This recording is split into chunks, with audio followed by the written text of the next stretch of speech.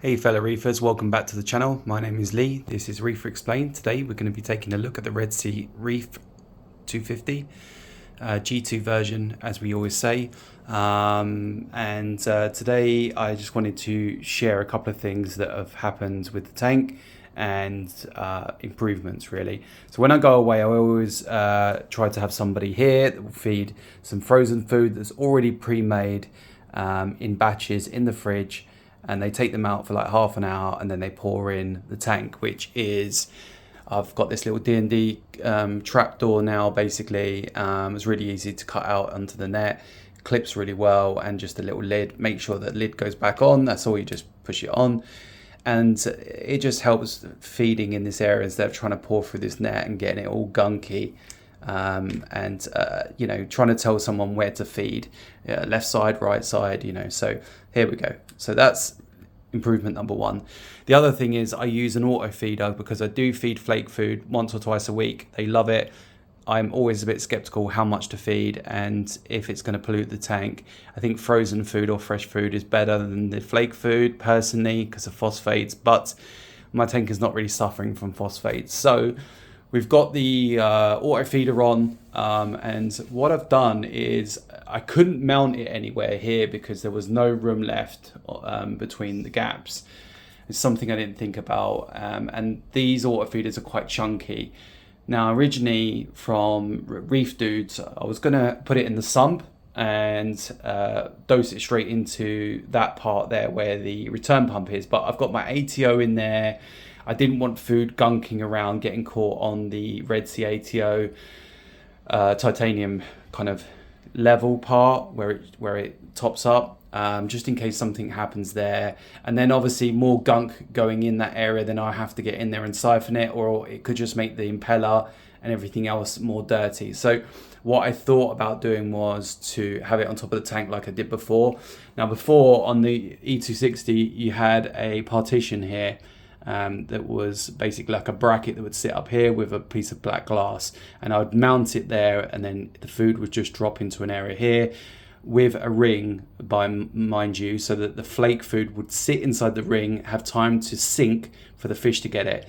And the fish have got used to this habit, and that's what they like. So what I've done is, I think quite genius really. I got a piece of acrylic, clear acrylic, here you can see, and I used this on my old tank before for like a screen splash guard, and I wasn't using it, so I just thought, oh, hang on a minute, how can I mount this to the back of the tank? So I've used 3 ml sticky pads that are really strong, they're adhesive, so I've used 2 lots, and then basically mounted this, obviously the bracket part, onto the acrylic, and that should hold. I mean, it's only 2 lots on there, and it's not a heavy duty thing.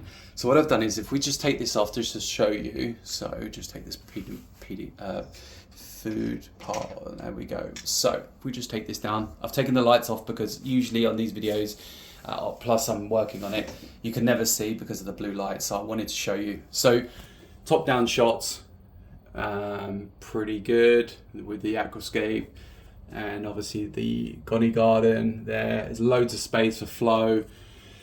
So what we've got is this little ring. It's not magnetized. I might get one in the future, but this is just a simple one from Amazon. It just sucks on it. It's never come off.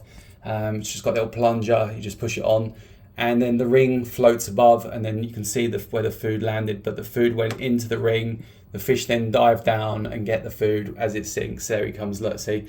So they know already. And this is by this auto feeder is on twice a day, 1 turn. I can do as many turns as I need, and the port is open here, and that flake food will just drop through, and it just drops through the net anyway. So that's really good. I'm happy with that, and it's a test run before I go away. So I've positioned this now, and if it falls on top of the net, it's no big deal, because the net will be there anyway to secure it. But it's just good to know if I go away that the fish will get fed once a day at least, or twice a day if I want to do the auto feeder only. So that's good news. And the reason for the ring, guys, is that if you're using flake food, the issue is that 9 times out of 10 it will float on the top and it will just go straight down the overflow, and then that's going to contribute towards waste and so forth. Now, the roller mat should get most of that. There is an emergency drain that goes in there, so some of that will go through anyway, and I just don't want it polluting the sump and the system anyway. So every bit of food just goes in there pretty much. Anything that doesn't get eaten, you can see it's just sitting on top. That's fine. I can just take that out and rinse it off. And yeah, really happy with it. So I'm going to take it off just because obviously I just want to reprogram it to once a day, probably in the morning, so that if I'm away for work or just haven't got time to feed them frozen food, then I'll let the flake food do. And plus, I think getting them used to pellet food and flake food is a good thing, because if you go away, then you can set one of these up and they won't have to just rely on the frozen food, because some fish are quite finicky.